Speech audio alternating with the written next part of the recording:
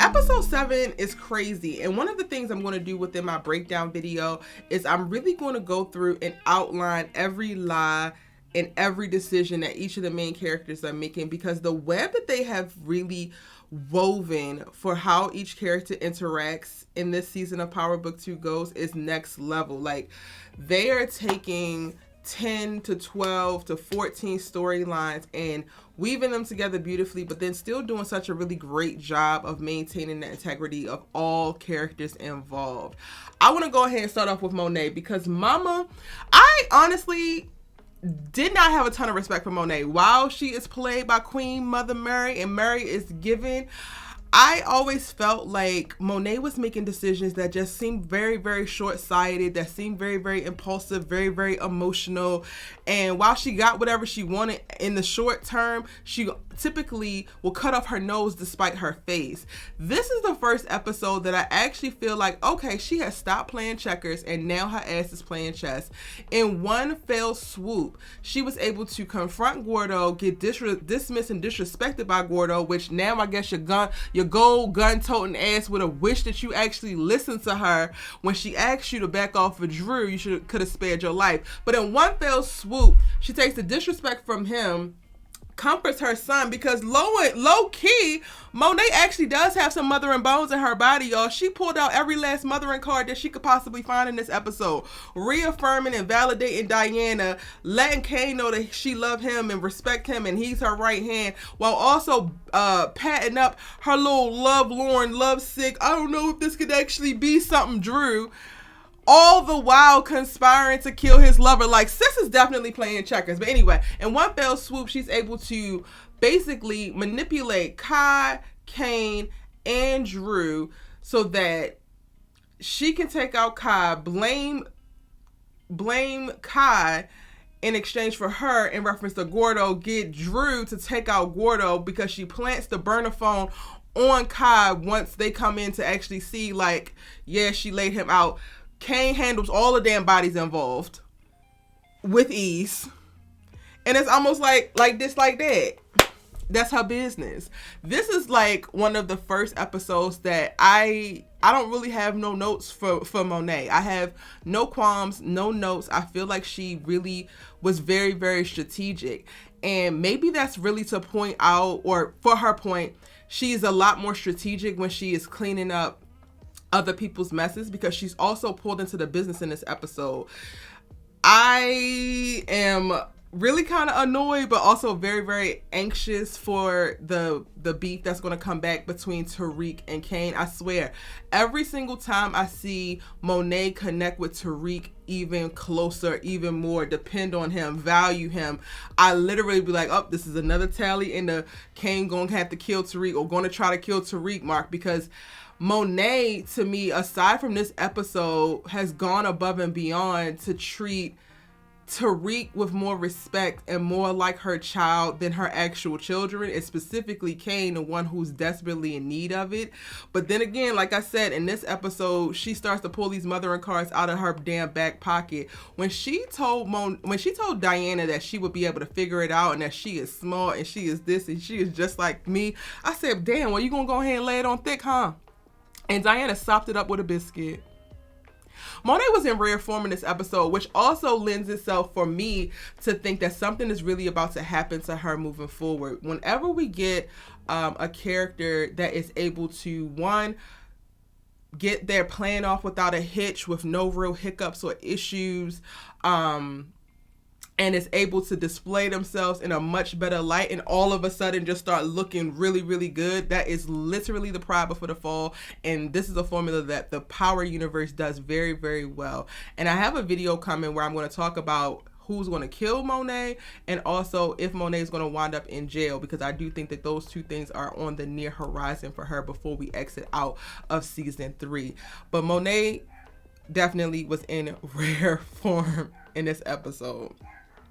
Second to Monet is Tariq. Now, I know so many people have issue with the fact that Tariq, one, does not want to go ahead and take care of Lauren now that he knows, and take care, I mean, cancel Christmas, now that he knows that she's actually alive, and that he still wants to protect her, still wants to help her, and ultimately wants her to help him.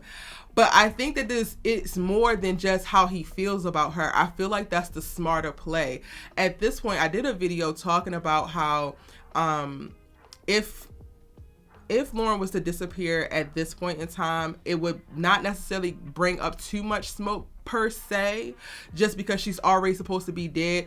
And Jenny has definitely been skirting the lines and cutting corners in reference to getting her into Wixet. However, with them mounting this RICO case against Tariq and Monet, I think that he is being very cognizant, in addition to he still loves Lauren, he's being very cognizant of, if something was to happen, he would definitely be the first person that people would look at. And Lauren actually is leaving a little bit of trail of communication specifically with Tariq. All they have to do is find that burner phone that she's using to contact him, and it's a damn wrap. Now, in this episode, Tariq, is in communication with Lauren, and it winds up convincing her that he had nothing to do with the attempt on her life, and that he actually wants to work with her so that they both can get the lives that they want back. Now, the question is, or their old lives back. Now, the question is, are y'all talking about that y'all old lives together? Are y'all about to reconnect with some romance tip? Because Lauren was definitely heavy on your girlfriend EFFIE, like she felt the way about that. And I definitely think, out of spite, Tariq could also want to pursue that. I mean, he did just smash Diana last episode. But anyway, in this episode, we get to see Tariq conspiring with her, and he's able to convince her that he had nothing to do with it by recording EFFIE. Yo, I just gotta say this, because to me, it's pretty wild how certain characters, well, Tariq, when it comes to Lauren, he definitely gave her a pass, but characters in this universe, specifically the ones that are in the game, are so up in arms and so pissed and don't play that I'm a snitch game, and like, yeah, this is not actually going to work for me, until they actually need to snitch themselves. The fact that he recorded EFFIE, I'm like, yo, you're basically wearing a wire as well. Now, you ain't giving it to 12, but you're recording her as well. And then when I thought about it, I'm like, EFFIE, you mad that she wore a wire? You mad that she snitching and she informing? Meanwhile, you informed on Tariq at Cho. It's not that you don't like snitches. You don't like snitches that compromise what you have going on, to interrupt what you have going on, and you're perfectly fine being a snitch yourself. I definitely think that we are getting set up for EFFIE to be put in a position to like snitch to save herself. And honestly, from what we have seen thus far, I think that she will. Now, I don't know how that's going to go over with Kane, but that's a conversation for the preview video and for my live, not necessarily my initial reactions. Now, so for me, the two standouts from this episode were definitely Monet and Tariq, and how they were making various plays. In addition to him conspiring with Lauren early on in this episode to get her on his side and to get her to believe that he had nothing to do with her unalivement attempt. He also conspires for a split second with Councilman Tate to help deal with the Russians, because at the top of this episode, child, the Russians ain't playing no games. They don't like that they took that L at the damn funeral, and they are retaliating hard. They are dropping bodies left and right. And listen here, Drew, it's your fault that we in this damn mess to begin with, because you were just so damn sure that the Russians were responsible for killing Poppy. Meanwhile, you was sleeping with the damn enemy the whole time. If we thought that Drew was going, if we thought that Drew spiraled when it came to Everett and Everett breaking his little achy breaky heart, when I tell you he is about to spiral now, because not only was he really starting to fall for Gordo, but he trusted him. He thought that he had found safety in a home because Gordo did the exact same thing that he did. And the biggest issue that came up when it came to his relationship with Everett was Everett resenting him for the lifestyle that he lived and for, all of the danger that was around him. Drew finally felt like he found somebody who got him, had great sex, and it was gonna be cool. And that man turned out to kill his father. When I tell you that's a mom, if I've ever seen one, we are about to watch Drew go completely off the rails. And he really did not hesitate once he started to put two and two together and found that damn phone. to just go ahead and take care of Gordo because he wasn't playing no damn games. Now, I'm going to give honorable mention to Kane, but y'all know, if you have been paying attention thus far, that I actually really, really, really, really adore Kane. And I know at some point I'm going to have to pick a side, but that day ain't damn today. I love Tariq and I love Kane, and I really, really enjoy what we're seeing play out in reference to Kane's subtle evolution. Kane is a character who is starting to be a lot more quiet, a lot more strategic. He is falling in line. Watching him in this episode tell Monet, like, she's the leader, what do you want us to do? I was like, excuse me, sir? Excuse me? Not you can actually figure out how to be a part of a team and play this team sport and go ahead and let your mother do what the hell she got to do.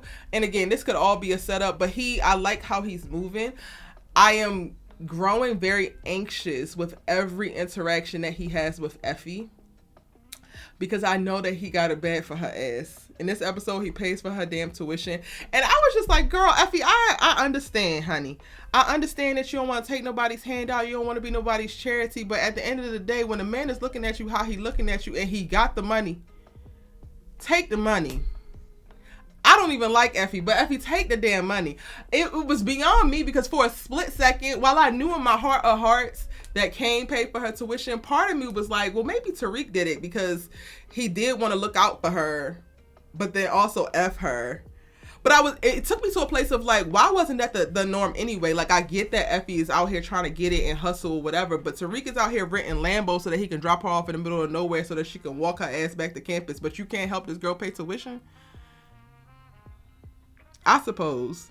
EFFIE, I don't want to hear nothing about you got to do this and you got to do that to be able to make it, because at this point, you really have Kane wrapped around your little ass finger, and all you have to do is tell him F you, and he gets all turned on, hot and bothered, and comes up with another $20,000 to pay your tuition. So at this point, stop whining, stop coming for Tariq, do your little robotic studies, don't snitch, and don't get on my damn nerves. But anyway, back to Kane. I am really liking Kane as a character. I'm liking what he's doing. I like that he actually did that for EFFIE. It speaks to him having a little bit of a heart. One of the things that I think that is attracting Kane to EFFIE so much is her resistance to like give into him, and how strong she is specifically within the business.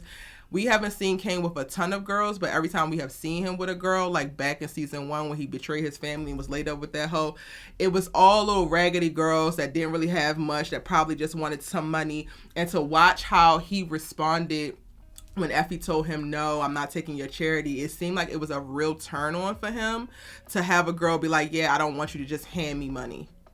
The same way that she's ready to go hard and stand up next to them and not actually lean on them. So like I said, Kane got it bad. He's going to continue to have it worse. I'm really nervous for next episode, because once he figures out that they are about to set EFFIE up, all hell's going to break loose, and he probably going to go scorch earth. What else happened in this episode that I want to give initial reactions to? Okay, Weston Holdings. Y'all, I actually have to look up what the hell a Ponzi scheme is, because I don't really know anything about these white people problems. I don't know anything about these white people crimes. I ain't gonna hold you. Like, I know Bernie Madoff, right? Didn't Bernie Madoff do some type of Ponzi scheme and all that jazz? I'm gonna have to look it up to figure it out, and then I can give y'all more information on the breakdown video when I actually take some time to do that. But I was just like, Lucas, you had one job, bro. You had one job, and you and Lil Kiki are shady as the day is long, and now I gotta throw both of y'all goofy asses away. There was a reason why you were so excited for Brayden to be there, but not only for Brayden to be there, but for him to bring Tariq. It was a setup from the jump, and Brayden, your ass should have seen it coming. You spend every Thanksgiving and Christmas and holiday with this damn uncle of yours. Your brother don't with him. You didn't take the time to figure out why, to keep your head to the street of why. I did a video, I don't know if y'all have seen it already, it's on the channel, where I said, can Brayden trust Kiki? Kiki, you're a damn good actress, honey, because you was given very much so civilian. Meanwhile, you're really just like top tier white collar crimes. And if you gotta catch a bullet, you cute and all, but you're gonna have to catch a cute ass bullet. Because the way that y'all set Brayden up is wild to me. And honestly, y'all, I was getting to a point in the episode where I was like, all right, enough. Like, I cannot compute. We have so much going on in reference to the drug business and Tariq kicks EFFIE out and barely let Brayden back in and is trying to deal with Kane and is managing Lauren, and Monet's coming back in and she's dealing with this. The Russian is trying to kill everybody. Noma is still looming. And then y'all want to add on some type of conspiracy that's happening at the Weston's holding. Like, we can't keep track of all this shit that's happening. It's too much. It's too much. Y'all, I'm big stressed. Uncle Lucas is raggedy. And honestly, the only thing that I'm really looking forward to now that we have this information about how Weston Holdings really ain't what it looks like it's supposed to be, and it's a big ass Ponzi scheme stealing money. The only reason why I'm actually excited for this particular little caveat within the story is because RSJ is played by the same man who played Chris on The Wire, and I was wondering if they were going to make him a completely straight up guy with no gangster to him, only the Billionaire Boys Club, very cute, calm, collected, or if they were going to lean into Banga's gangster gritty side and like have him be able to switch it up. And all it takes is for him to now have signed on with Weston Holdings, Lucas to be stealing multiples of millions of dollars to pull Chris ass out the back pocket, and I'm here for it. Like, I am so here for it. I have been wondering secretly, like, is RSJ going to have some switch up to him? Is he going to be able to move with the streets and get gangster and get gully and might have to deal with a few folks? And now I got my answer, and we ain't even see that man for real in this episode. That's honestly what I believe. What else happened? If you're just popping in, I'm giving my initial thoughts on the episode before I go into my full-on live. If you're listening to my initial thoughts on Erica Vane TV2 right now, I will link the live for you to catch in full in the description box down below. Saxe.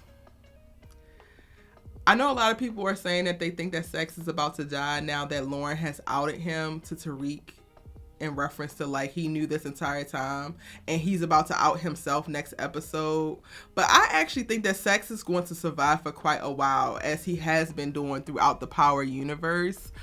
What happens moving forward, I'm not fully clear on, and I have to like process that, and I'm definitely going to talk about that with y'all on this live. But watching him stand up to Jenny and like tell him that he will air this hope out if she even thinks to breathe a lie in his direction, I think was a very pivotal moment. And while it went off like a dramatic beat of him just checking her, I think it was a real big shift in reference to what's happening on the law enforcement side. Jenny does not have as much control over this as she thinks. And yes, I know that y'all stormed into the Tejada house during their dinner and arrested Diana's goofy ass, who was caught on candid camera. But with Jenny having no idea about Lauren being in contact with Tariq, with her trying to force Lauren and Saxe to continue to testify literally by force and like now playing bad cop, I think that she is slowly but surely losing control of this entire case. And I think that before Saxe dies, Jenny will probably die. Blanca's ass is probably going to be around for quite a while because y'all know we still have to deal with her when it comes to Power Book 4 Force. But I think that Jenny is going to be the one that actually comes up missing. Is there anything else that I want to say for initial reactions before I jump in and read y'all's comment and chat with y'all? Another fire episode. Episode 7 did not disappoint. I'm completely engaged and completely excited about what they're giving with Power Book 2 Ghosts.